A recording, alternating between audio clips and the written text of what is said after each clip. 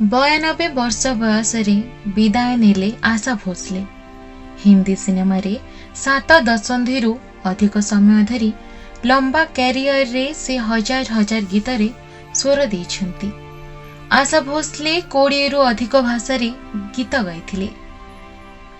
तांको भौणी लता मंगेशकर को अनुसरण करी से हिंदी सिनेमा इंडस्ट्री रे प्रवेश करथिले। 10 वर्ष बयस से तांकर प्रथम गीत मराठी भाषा रे गाइथिले एवं प्रचुर ख्याति अर्जन करथिले। सेबेठारु से आउ केबे पछकु फेरी जाई नथिले। 82 वर्षर कैरियर रे से प्राय 20 टी भिन्न भिन्न भाषा रे 16,000 रु अधिक गीत गाइछंती। कला प्रति तांकर अविस्मरणीय अवदान पाई तांको पद्म भूषण रे मध्य सम्मानित कराजिबा सह सर्वाधिक संख्यक studio recording pi Guinness book of world records रे रिकॉर्ड करा जाइछि। आशा भोसलेଙ୍କ परलोक परे इंडस्ट्री और परिवार समेत फैंस को मध्य रे शोकर छाया खेली जाइछि।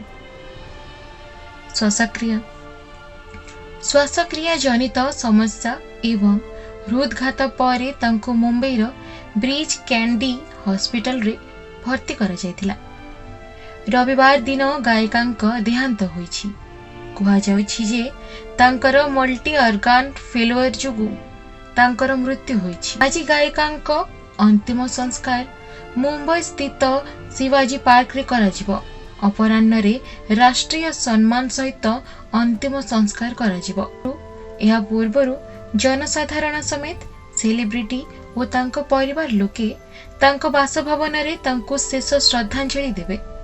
आशा भोसलेଙ୍କ भौणी भारतर नाइटिंगेल लता मंगेशकरଙ୍କ शेषकृत मध्य एही पार्क रे संपन्न होइथिला।